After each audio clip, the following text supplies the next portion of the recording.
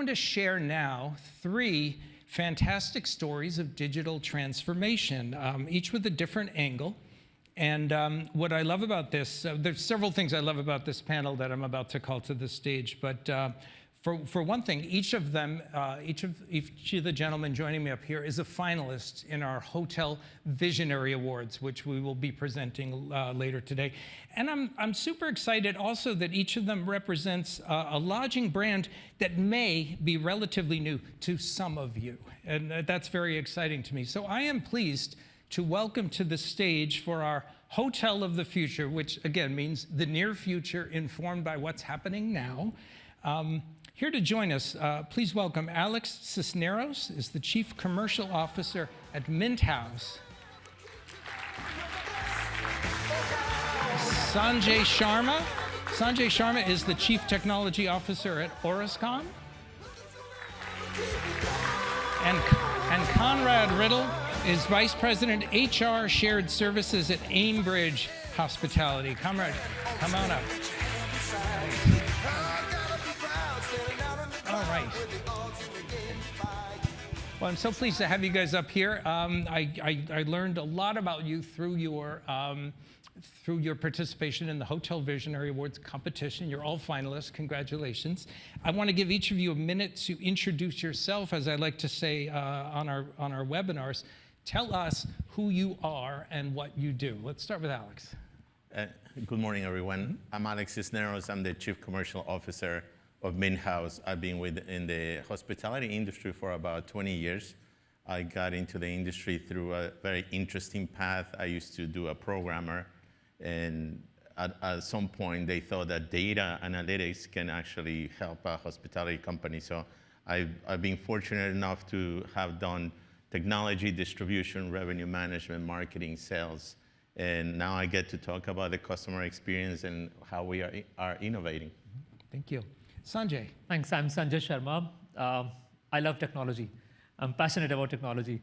And I believe that I specialize in transforming business processes and getting tangible outcome through innovation and technology. Mm-hmm. Beautiful. Thank you. And Conrad. Yeah, good morning, everyone. Conrad Riddle. I'm the VP of HR Shared Services for Aimbridge Hospitality. That means I have 2 primary responsibilities. One is over the HRIS team, and we do all those kind of people-touching technology initiatives. And then I also oversee the HR Shared Services Administration Center for Aimbridge Hospitality. I've been all over the HR circle, so I've been in safety, risk, I've had total rewards, I've had employee relations, but if you look at my resume, I've moved further and further away from the so-and-so isn't wearing deodorant conversation and more into the technology side. So happy to be here. All right, thank you so much for your introductions. The next portion of our session will be 3 mini case studies. I'm going to talk through or ask our guests to talk through a bit some recent implementations that are transformative and again hold lessons for every hotelier in the room about what the future may hold. We're going to start with Alex from Mint House. So this mini case study, I summarized the challenge, but I'd like to hear your take on it as you face sustainability challenges related to energy, single-use plastics, and some inefficiencies. So I'd love for you to define briefly what that challenge was. Sure. So first, let me tell you a little bit about Mint House. Mm-hmm. So Mint House, think about all of the big cities in the U.S. You see a lot of multifamily projects going up. And what Mint House does is that we convert some of those apartments into very consistent experiences, just like a hotel. So you have the best of both worlds. You have the consistency of a hotel and the spaces of an apartment or a home. With no surprises, I think many of us have had great and bad experiences with certain vacation rentals. You don't have any of that with us because we control the experience. There are multiple areas on sustainability that we are really passionate about it. So we are not only specialized on new constructions, we also focus on taking existing buildings and converting them into a Mint House. So for example, if you were to come to Nashville, what used to be the Federal Reserve of Nashville now is a group of apartments that we manage. We run the entire property. In New York City, we have 6 floors of what used to be a headquarters of an insurance company. Now we run 6 floors of that building, about 160 apartments. We also partner with a lot of new developers. And what is interesting to me is that when I started my career, technology was not something that you discuss with development teams. That was not, like 20 years ago, they were talking about other topics, but not even Wi-Fi at that point. Mm-hmm. And that has come a long way. So I was 2 weeks ago in Tampa. We are looking into a new construction. And it's fascinating to me that now from the design to the development and all of the common areas, they are tech-enabled areas that eventually we need to coexist.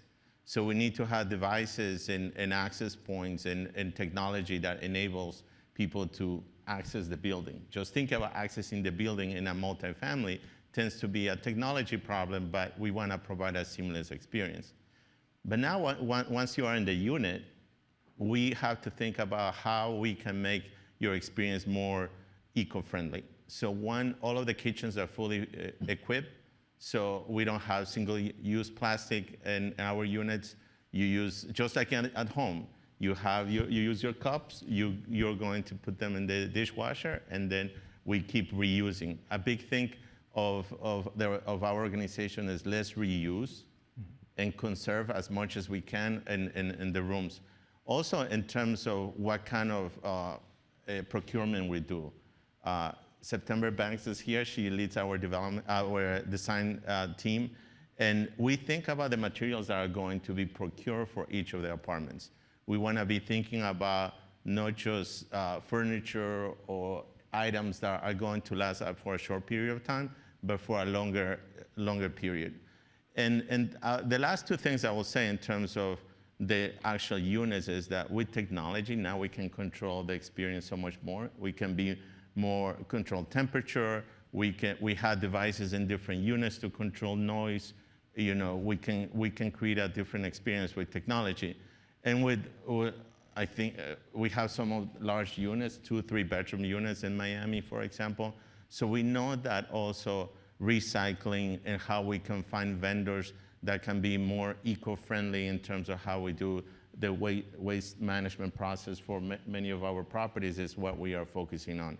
So it's a combination of really recycling some of the buildings and when we can, or building very smart with technology, making sure that the experience in the units are something that you are not wasting or using plastic, but also after the stay is complete, working with partners that can help us recycle the waste management in a more efficient way. Mm-hmm.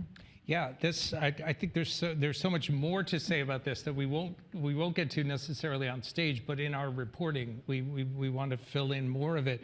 The space and resource optimization and waste reduction is sort of, people can get sort of physically their head around that. The energy efficiency is a whole other matter that you touched on, and I would love to speak in more detail about that in the future for sort of lessons learned. Mm-hmm. So I appreciate it. Conrad, we're going to turn to you now for the Aimbridge mini case study, if you will. I summarized the challenge as to rethinking traditional employment models. Can you speak to that? Yeah. So we, like I think many management companies, found themselves in a bit of a pickle coming out of COVID, where retail and other service companies had spun off this kind of gigafied workforce model, where people didn't want to come and sign up for 40 hours a week, a set schedule, day over day, and we were trying to staff back up and we're really struggling. So we were grappling with the idea of how do we gigify what is a very kind of entrenched, old-fashioned industry in hospitality. And we came up with some different ideas. One of them was introducing daily pay. There's a multitude of vendors that do that now, and just being able to give people a daily paycheck gets you a long way there. The other thing that we really spent a lot more time on, because the daily pay was kind of an easy checkbox, was the flexible scheduling, introducing the concept of flexible scheduling into hospitality. And that was flexible not just for the associate, but also to the manager. When we talked to our managers, what we found is that most of the time what occurred was that last week's schedule got copied, the dates were changed, and then that was some sort of Excel model that lived on one person's computer, was printed and posted on the wall. So how do we go from all the way back at that model up to something that is making sure that a schedule is written that fits the needs of that hotel that week? Whether that's events that are in, how many check-ins, check-outs do we have per day, all that variability. And at best, managers may have been doing that themselves, but again, it was on Excel on their own PCs, and none of that was brought together in any way. So we did a pretty large workforce management implementation, and we were focused on the manager experience as well as the associate experience. So how could the associate put in their own availability to influence the initial generation of that schedule? And then once managers had written a schedule for their properties, how could employees come in after that and actually make changes to that schedule without having to pick up the phone, without having to talk to their manager and seek permission? Could they be on a phone app, look at their schedule from home without having to come into the hotel, edit that schedule from home, and then those would queue as things that their manager could approve digitally instead of forcing all these communications. Then we thought, we're Ambridge Hospitality. We have great market saturation in a lot of different places, and there's also more third-party labor going on than any of us would prefer.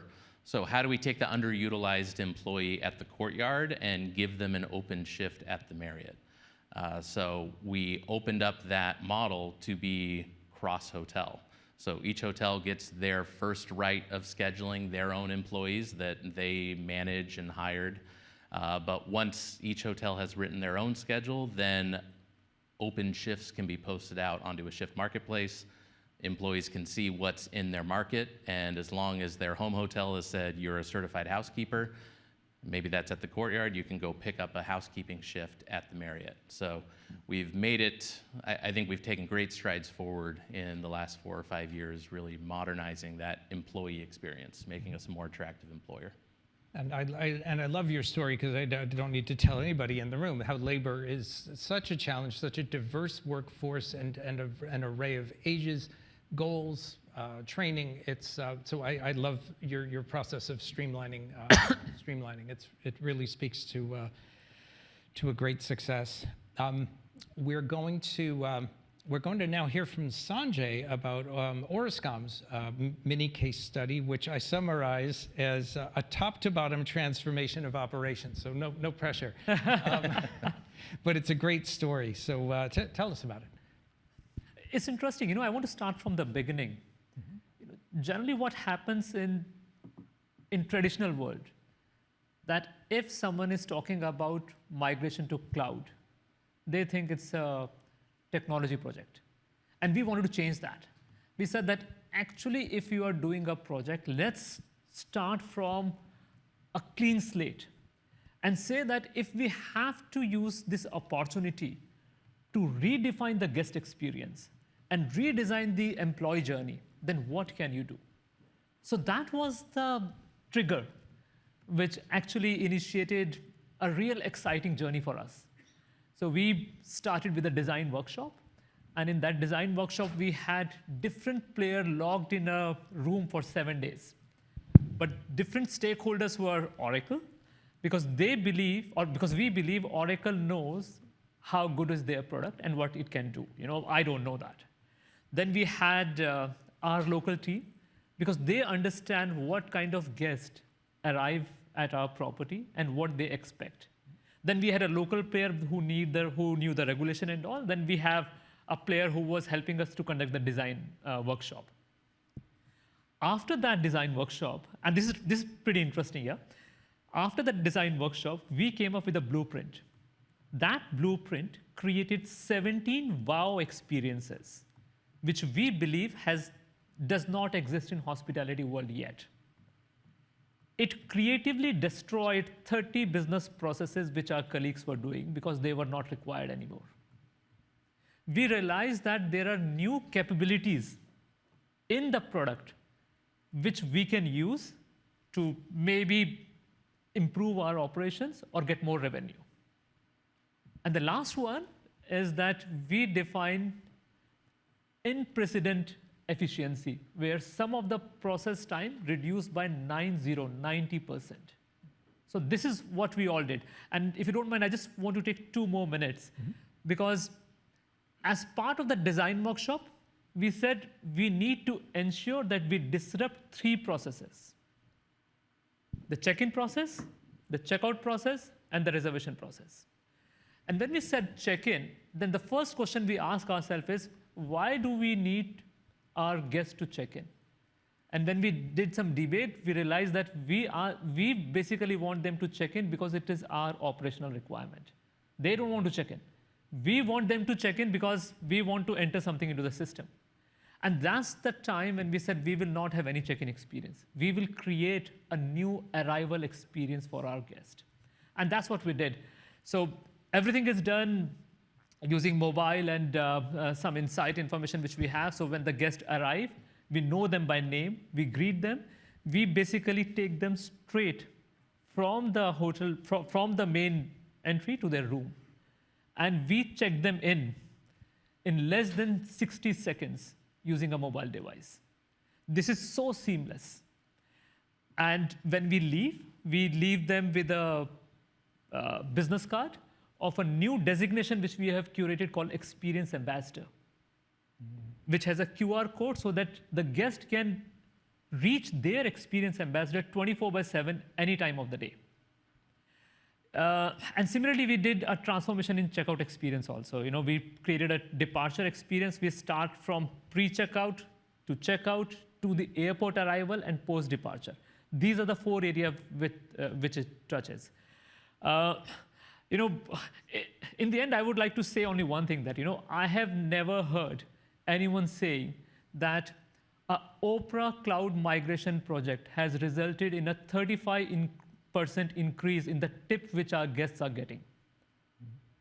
But we are able to do that because we took a holistic approach, and then we basically transformed the business process. Right now, most of the review which our guests are leaving for us, they always mention the Experience Ambassador name there, because that name is on the guest head almost every time.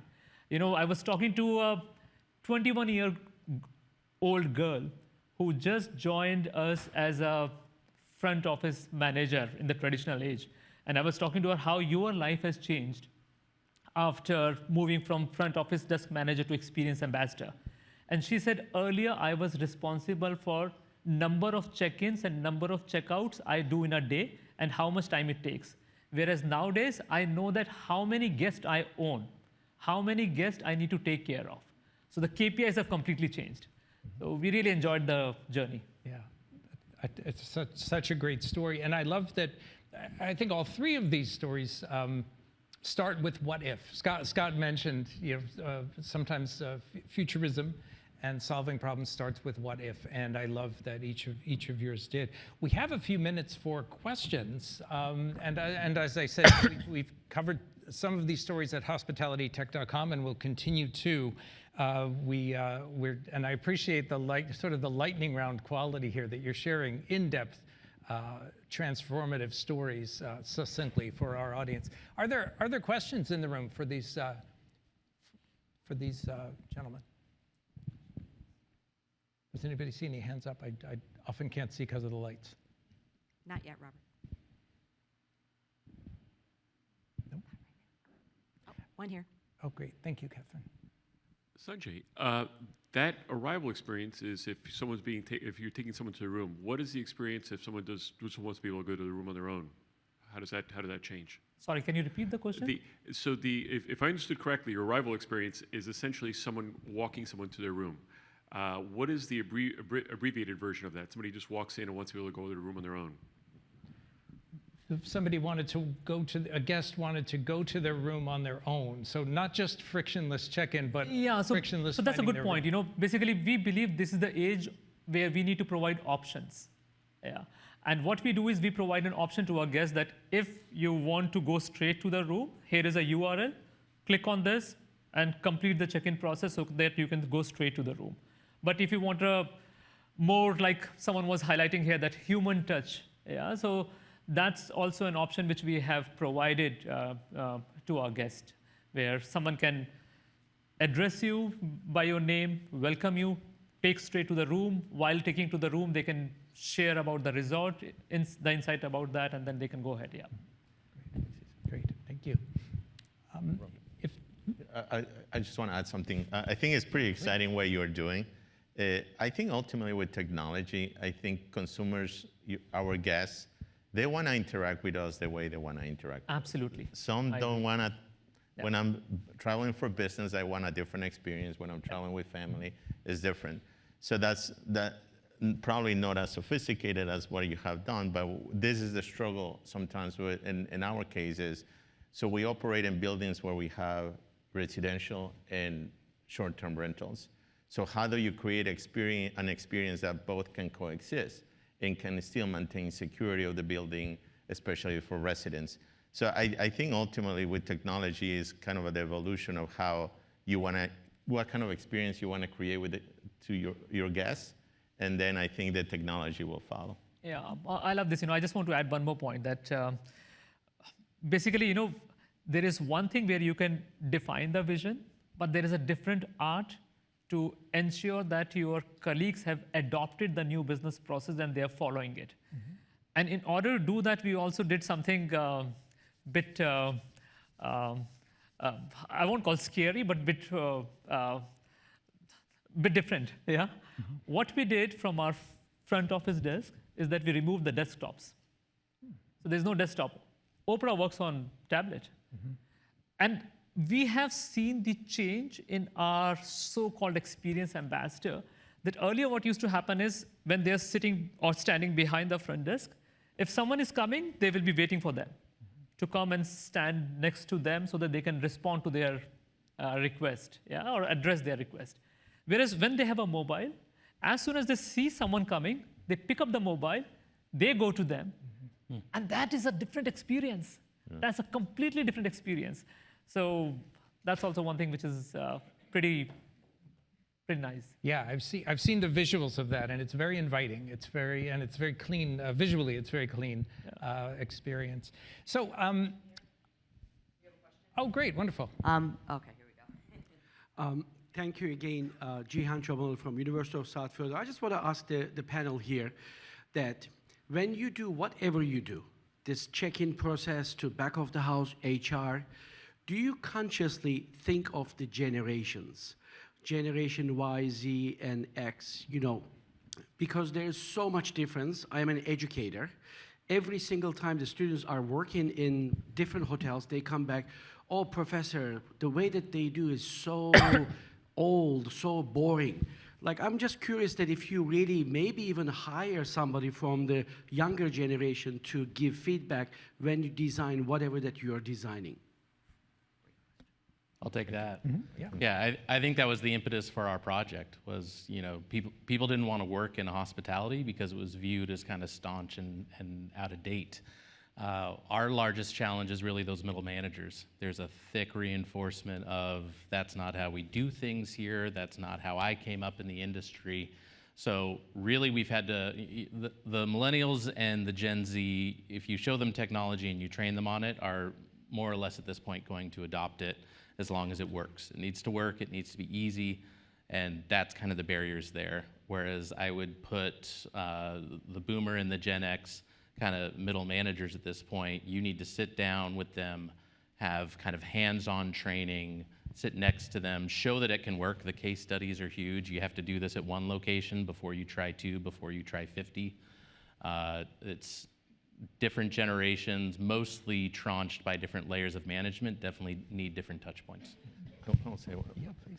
So we do think about personalization and segmentation in many of our business.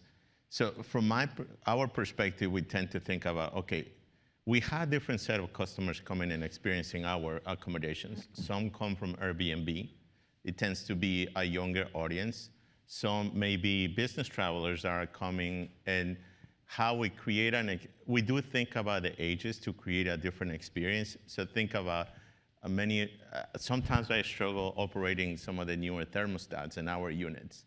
You can probably use that with your app. I think a younger person maybe more adaptable to technology that is allowing us to control and save energy in our units. Also, I think from a marketing perspective, there's also the importance of younger generations really appreciate the brands that are sustainable. I think that is not just a marketing element. I think it's something that we all have the responsibility. I think we are going right now beyond just the cost element of sustainability, but now into is the right thing to do.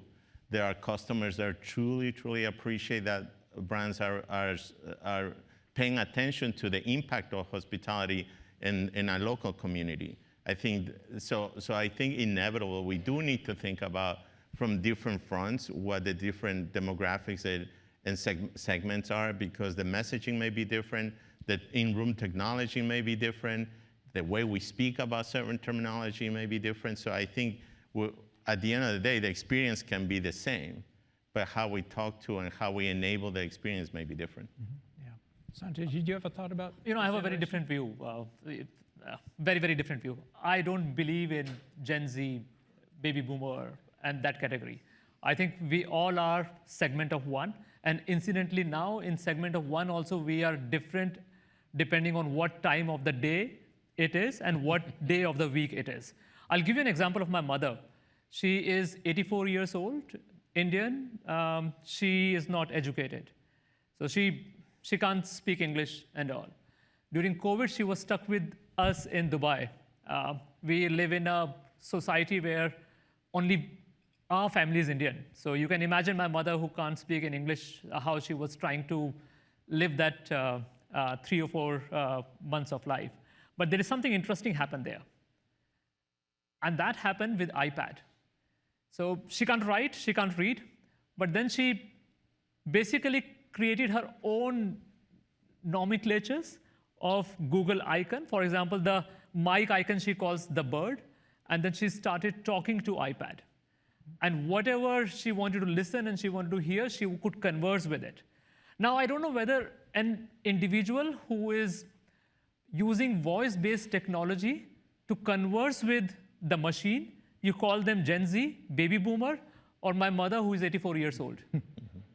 So, I love that story, Sanjay. thank you. I'm going to remember that, and I want to talk to you more about it. It has been a privilege for me to get to know this panel. Alex Cisneros, Chief Communications Officer at Mint House, Sanjay Sharma, Chief Technology Officer at Orascom Hotels Management, and Conrad Riddle, Vice President, HR Shared Services at Ambridge Hospitality. Please, a hand for this fantastic panel. Okay.